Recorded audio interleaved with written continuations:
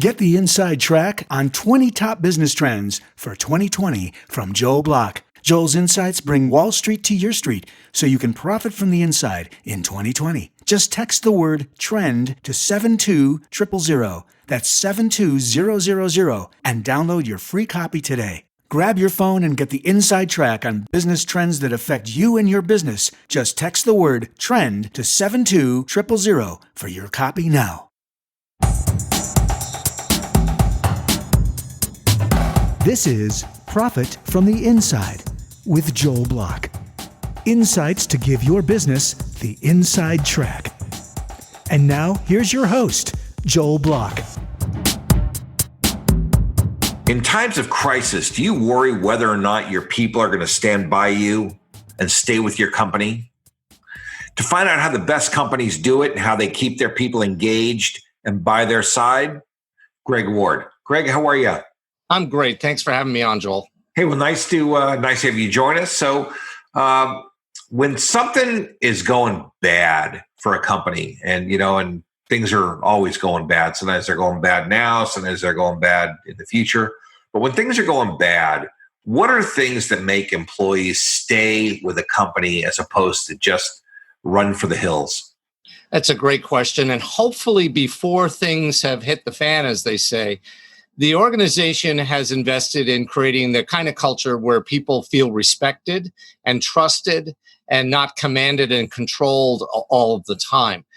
When a crisis hits, what tends to happen is leaders, it's all hands to the pumps. Everybody, come on, let's get together and figure out how to deal with this. The problem there is the leaders tend to shunt respect to one side and decency and civility to one side. But what all of our research is telling us, and all our work with companies around the globe are telling us, that if you treat people with respect from the get-go, when the going gets tough, they'll get going and they'll stick with you. They'll be resilient, they'll be loyal. But if you don't treat them with respect in the normal times, what's eventually going to happen when times get tough, they're going to look around and go, well, you know what? This company isn't loyal to me. It doesn't treat me with respect. I'm going to go find a place where the grass is greener. I'm going to go look on the other side of the fence where I can go and feel like I'm part of something special. Well, I mean, look, it's really kind of hard for me to understand that there are companies that don't do that. And I know that there are lots and lots of companies. Are most of the companies that are disrespectful, are they privately owned companies or do they tend to be publicly owned companies? Is there any difference or is it across the board all the time? That's another great question. I can honestly tell you, Joel, in my experience, I've worked with privately owned, small, big, large companies that have great cultures. And I have with public companies as well. So I can't say that they're that makes the difference. I would say the real difference is in the intentionality of the leaders, the folks at the top of the organization who are driving the culture. If their intention all along is to create a collaborative partnership amongst everybody in the organization, doesn't matter whether they're private or public, they're going to thrive, they're going to do well. But if it's all about, hey, let's make a quick buck, let's go to market with whatever we got and promise the moon and maybe deliver halfway, and that's okay because I'm going to sell off or I'm going to bail out of this situation in the near future, then that's going to ooze itself down into the organization, whether it's public or private. So I don't think that's the dividing line. I think it's more around the intentions of the people in charge. Yeah. Well, what about a long horizon and a short horizon? Companies with a long horizon must line up with this kind of a philosophy. That's been my experience. I think we're seeing more and more these days that companies that have that short-term outlook and are really only going for short-term goals, there'll be a flash in the pan. They'll make a big hit. But if they don't have a long-term strategy for sustainability and regenerative processes, they're not going to last very long. Yeah, sure, the top folks may make a lot of money and then get out. But you're not going to have a company that's going to last and transform itself over time into a solid brand that stays and stays and stays. So you've got to plan for the long haul.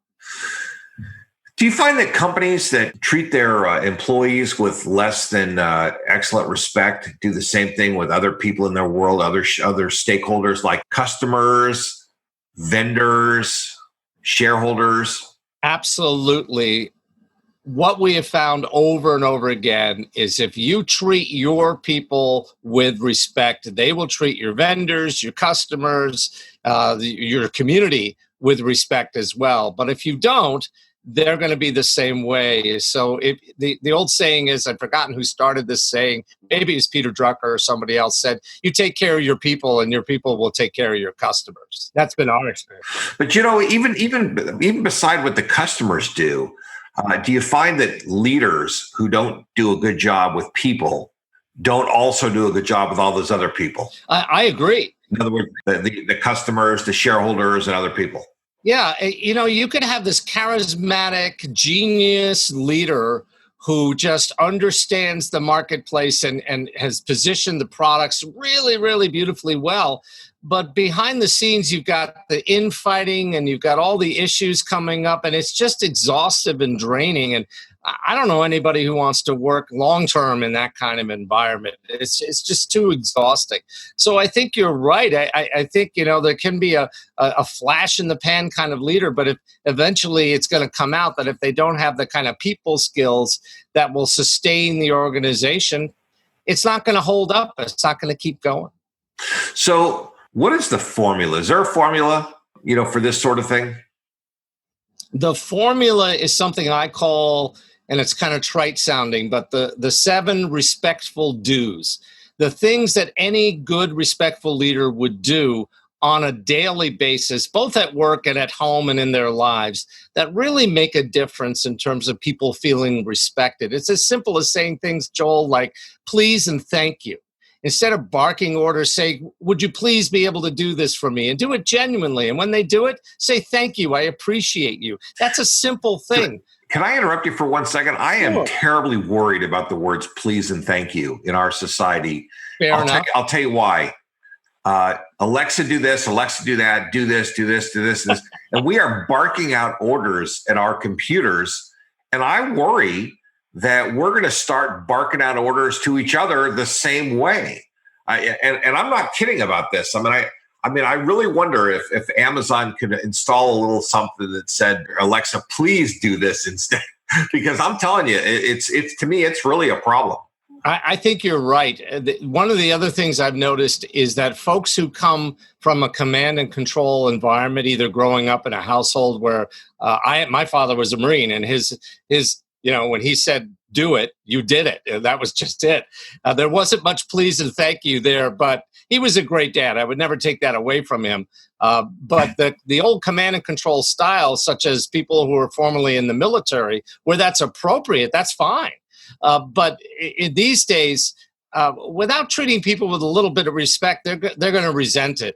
And you need to treat people in a way that not only you want to be treated as a leader and as a human being, but also in the way they want to be treated. It's something called the platinum rule. You may have heard about it. The golden rule is do unto others as you would have them do unto you. We all know that. The platinum rule is do unto others as they would have you do unto them. And that means you as a leader making an effort to find out about what motivates your people. I know people on my team, they don't need the please and thank yous. They just want to be told, hey, here's the goal, go to it. I'll see you when you're done. I've got other people who really thrive on the please and thank yous. I've got to figure that out. And that's my job. That's what I get paid the big bucks for. Yeah. All right. So what's number 2? You got a second one in your list of 7? I sure do. Yeah, it's number 5. Get your shift together. Now, shift happens to all of us, and you got to manage it well. And what I'm talking about is if you're a leader in any organization, people are coming to you with problems. That's kind of your job, is to solve problems. And if you allow your emotional shift, your responses to those problems, especially big negative problems, if you let yourself get out of control, everybody's going to pick up on that. And people sense those emotions, and they actually also behave negatively as well. So negative emotions are very, very contagious in the workplace. So one of the things I try to coach leaders on is getting their shift together. That means, meditating if you need to, going outside, run around the building for a little bit, or go curse into a pillow or something.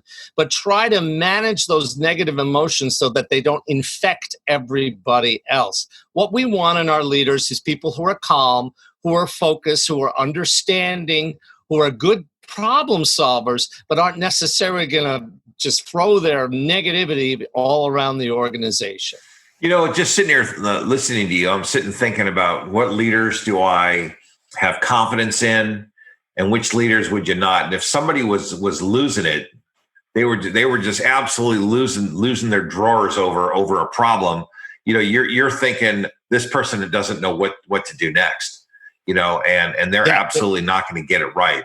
But if somebody is cool, calm, collected, they've got a plan, listen, here's what we're going to do. Step 1, 2, 3, and 4. I've been down this path 100 times, or I've got an advisor that has, going, wow, I think we're going to be okay. And yeah, that's exactly right. Even if you don't have a plan, you could say, folks, we're going to figure this out together. Let's work together and come up with a plan instead of winging it. And pushing through. If you do have a plan, if you have been through it before, that's great.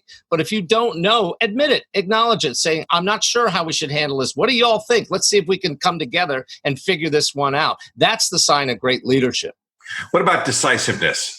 Making a decision and not waffling. Is that one of them? Absolutely. In my experience, I've worked with senior executive in major large corporations all over the world for 25 years. I can tell you there's no shortage of decisiveness.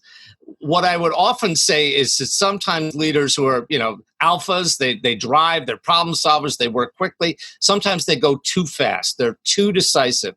They don't take enough time to slow down and analyze and get different perspectives. And that's great. Our business world is fast and furious, and we got to move fast and furious. But on the other hand, if you don't slow down sometimes and look at different perspectives, you could miss something that's a key to your survival, and you could blow it big time. So I've never noticed a lack of decisiveness. I've actually noticed a lack of slowing down and seeing different perspectives. So you don't see that waffling after making a decision is a big problem. Like you decide A and then you go, well, I don't know, maybe it should be B instead, or you don't notice that to be a big problem. I think the smart leaders will think things through before being decisive, and then stick with the plan. If exigent circumstances come up and things come out of the blue, you're going to say, "Okay, folks, hang on, we got to go to plan B here." But generally speaking, once you make a plan and once you start executing, you should follow through. And waffling sends a big message that you aren't sure, and that's contagious as well. So at the end of the day, I would always say, yes, be decisive, execute on your plan, but make sure you planned thoroughly and to always have a plan B. I'm not one of those people who says never have a plan B. A plan B is a plan to fail. I don't believe that nonsense whatsoever. I think a plan B is a good way to survive. If somebody ever asks the question about waffling, I always tell them, take your teenage kid, teach him how to make a left turn on a busy highway and say, do you think you should be decisive here, or should you waffle about your decision? I mean, I don't think any of us, when you look at it like that, I think it's pretty crystal clear. So, all right, so these are all things that great leaders do. Let's talk about respect. You talked about respect in the very beginning. How does respect play into all this? How does somebody create respect? Where does respect come from? Sure. So is it like, I'm the boss, you better respect me? No, there's a mythology out there that just because you hold a title and position, you are owed respect. In fact, what all our research tells us is that if you demand respect of your subordinates, they actually will respect you less. Instead, I believe it's the leader's job to earn the respect of the people who work for them. And that comes through understanding one critical thing that I think a lot of people don't know. Respect is not cognitive. It's not a rational thinking process. It actually is an emotional process. If you think back to a time in your work life, go back in your life, and I specifically recall working with one senior executive who worked his way all the way up to the C-suite over 20 years. When he had first joined the organization, people treated him like crap. Their attitude is you've got to pay your dues. You've got to do all of the scut work. Get over it. That's how we came up through the organization. You got to be the same way.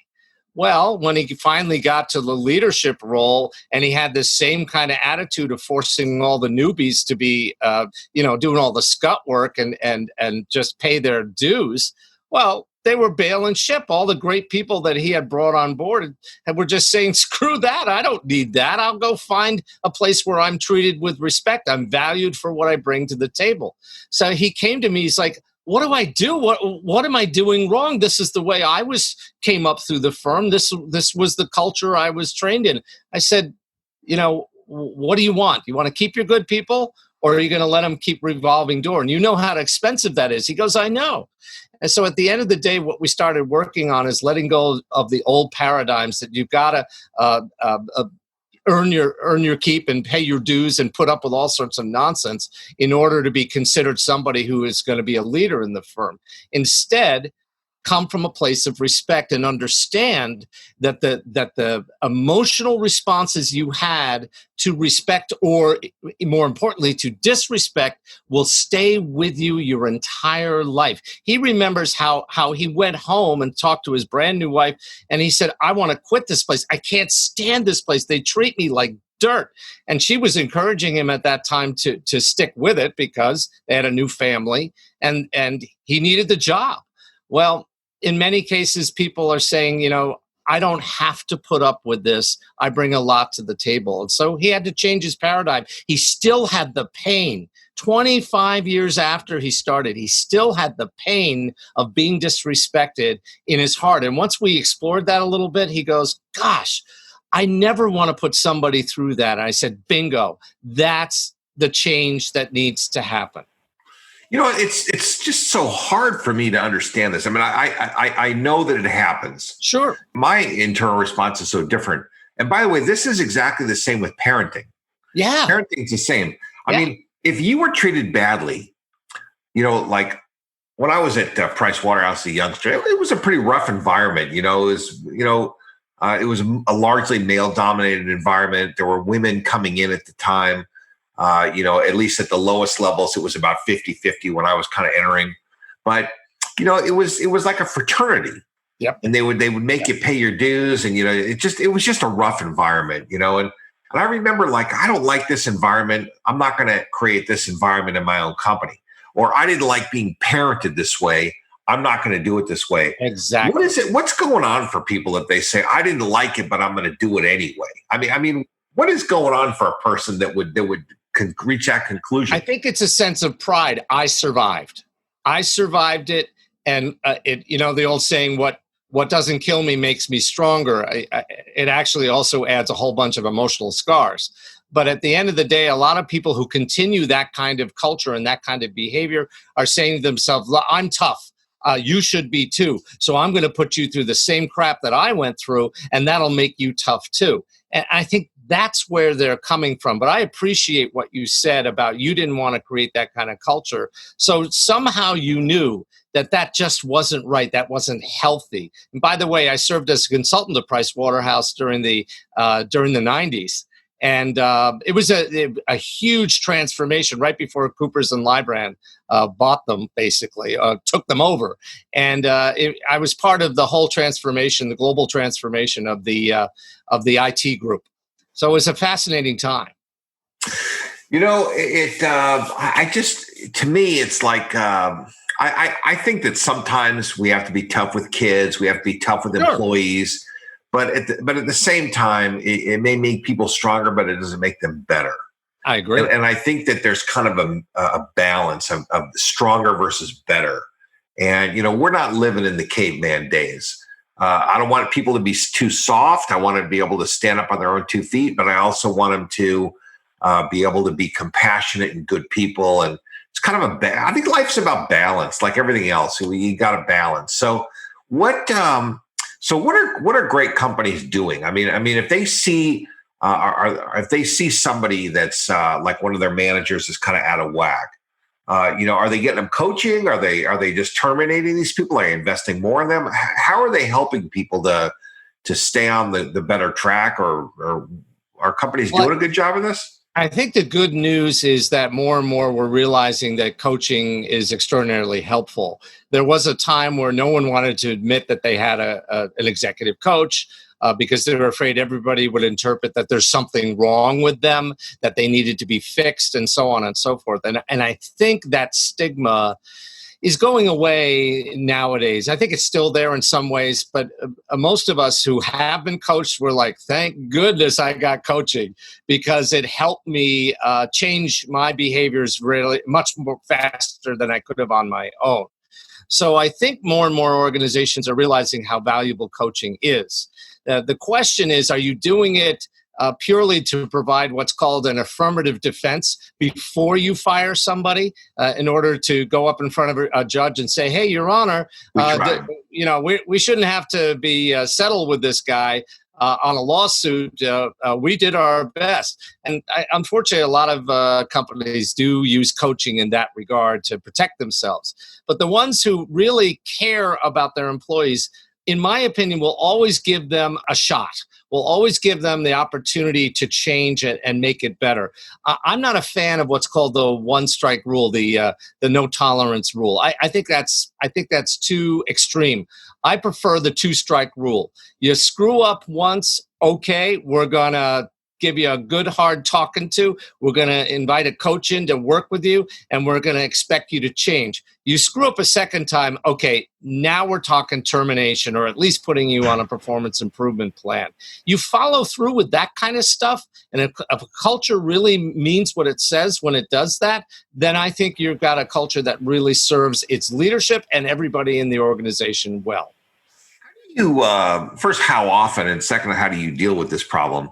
Companies that state their values and they don't live their values. Yeah, they don't walk their talk. Yeah. So how do you, number one, how do you identify it? Number two is it prevalent? I mean, is it a big problem? I'll reserve my own opinion.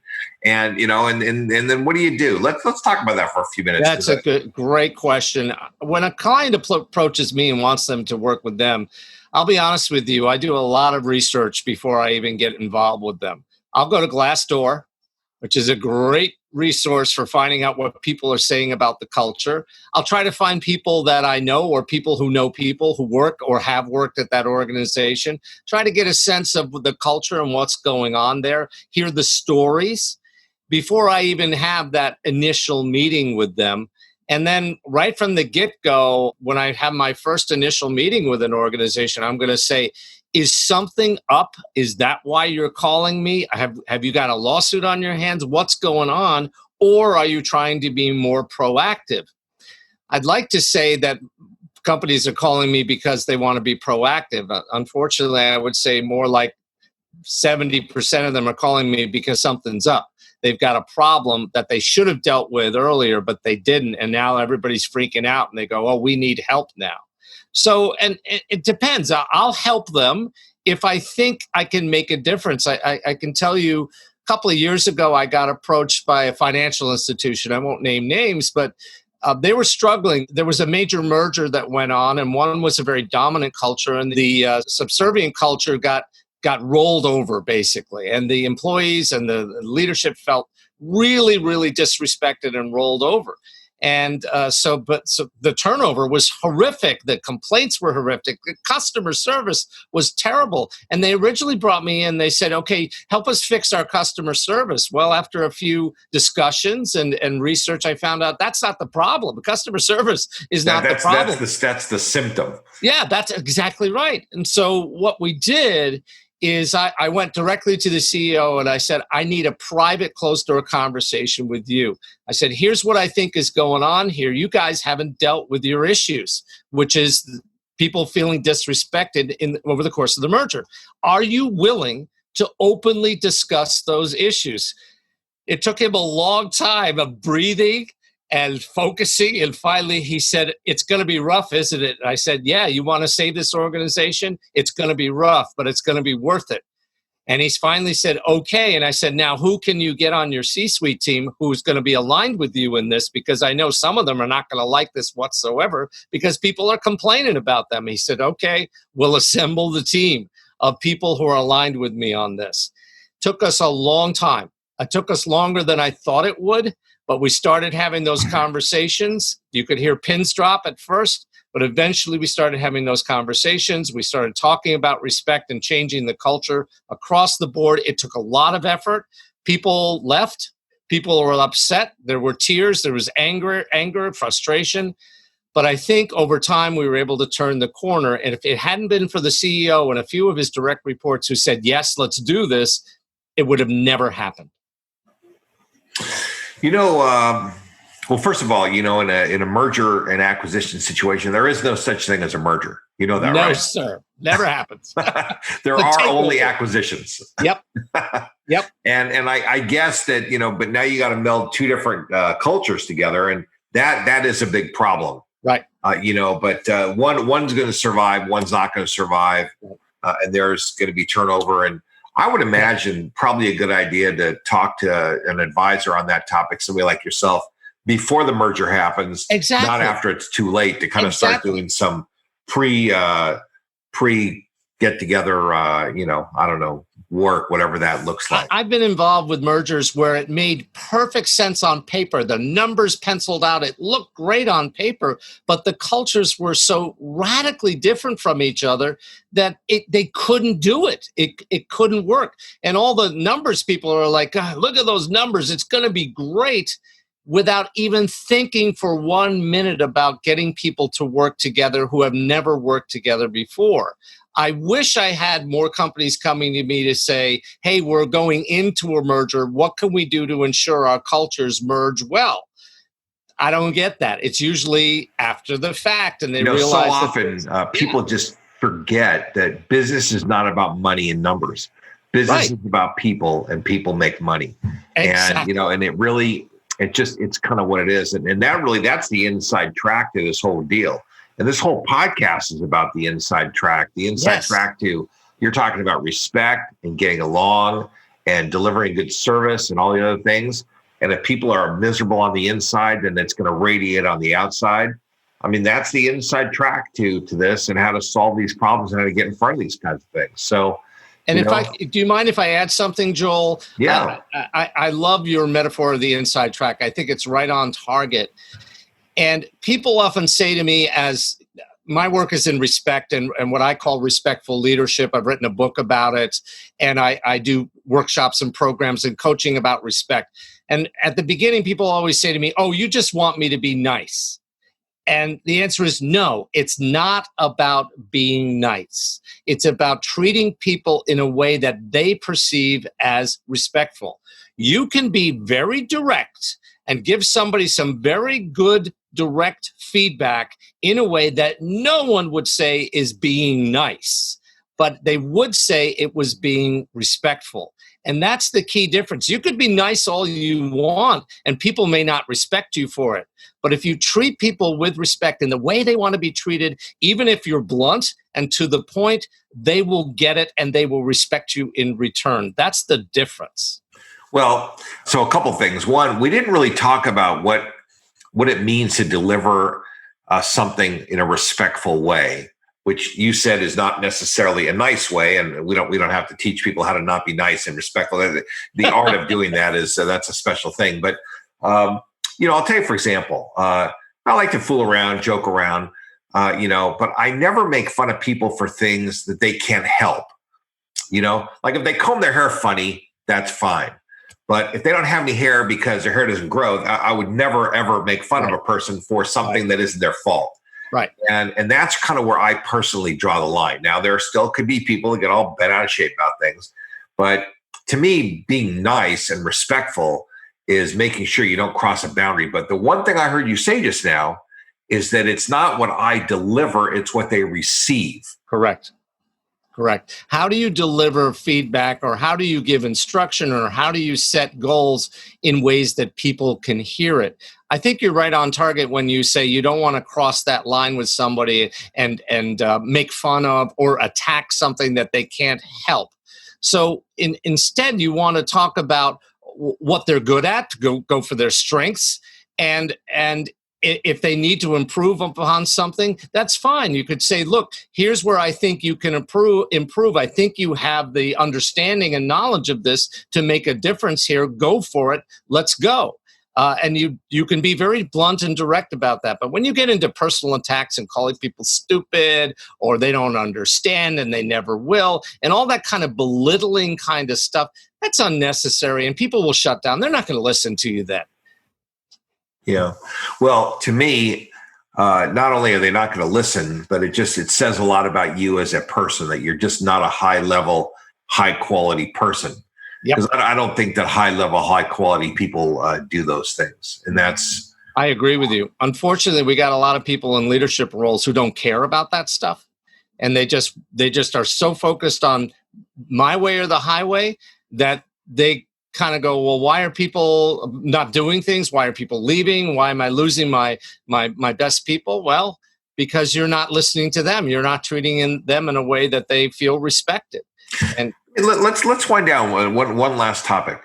Are there differences in leadership styles? If you is there like sales leadership? Is there corporate leadership? Are there different styles or different rules for different kinds of segments in an organization? Or is leadership and it doesn't matter? I think in my experience, and I actually started when I started as a trainer. I was a trainer in the New York City Police Department.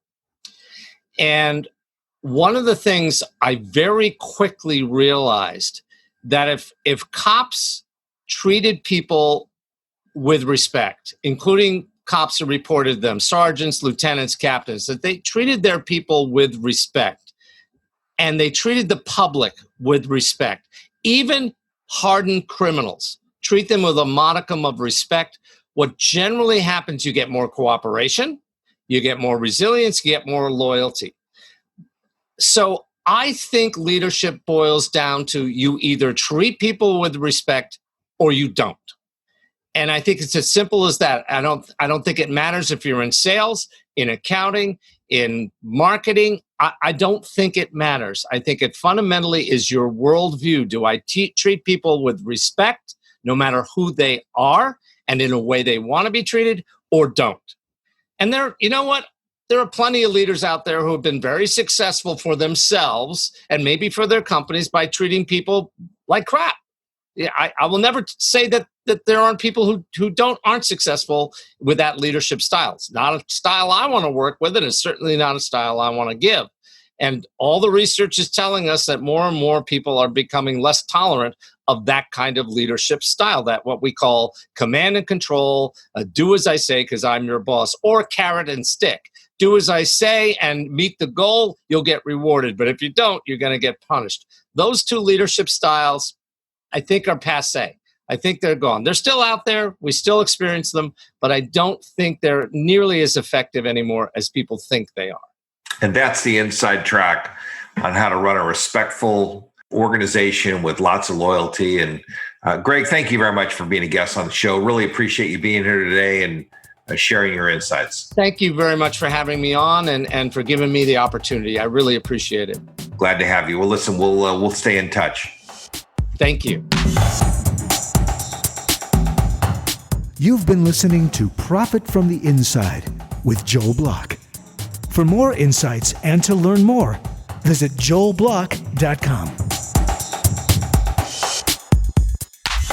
How about a shout out and a giant thanks to my podcast producer, David Wolf, and his team at Podcast and Radio Networks. Profit from the Inside simply wouldn't be what it is without David and his team. For more information or to learn how you can launch and produce your own podcast, reach out to podcastandradio.com. Get the inside track on 20 top business trends for 2020 from Joel Block. Joel's insights bring Wall Street to your street so you can profit from the inside in 2020. Just text the word TREND to 72000. That's 72000 and download your free copy today. Grab your phone and get the inside track on business trends that affect you and your business. Just text the word TREND to 72000 for your copy now.